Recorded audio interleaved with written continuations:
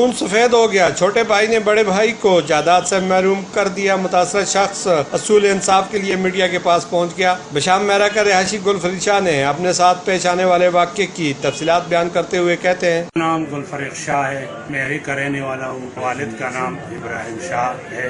جائیداد زمین میں اپنے بھائیوں سے مطلب یہ ذکر کیا کہ ہمارا اس میں حصہ ہے، نہ حق اور بر نہ حق۔ میرے جو حصہ والد کا تھا، اس نے والد نے دیا تھا، اس پہ پورا علاقہ گواہ ہے۔ میرے بھائی نے مطلب یہ کہ اس پہ قرآن ہاتھ میں رکھ کے بولا اس کو والد نے حصہ نہیں دیا۔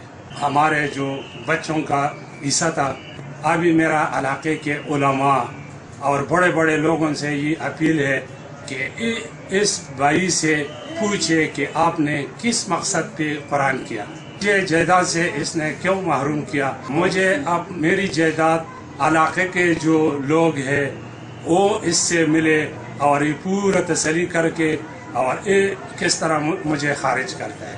مجھے افسوس ہے اس بات پہ کہ میرا 5واں جگہ پہ بھائی اٹھے اور میں والد کا بڑا بیٹا ہوں اور مجھے اپنی جائیداد سے خارج کرے۔ یہ ہو نہیں سکتے، اسلام میں یہ ہے نہیں۔ حق ہے تو مجھے دلائی جائے۔ ابھی میں اگر ان بھائیوں سے پوچھتا ہوں، وہ مجھے قتل کی دھمکیاں دیتے ہیں۔ اگر مجھے کچھ بھی ہو گیا کہ اے بھائی میرا ذمہ ہے۔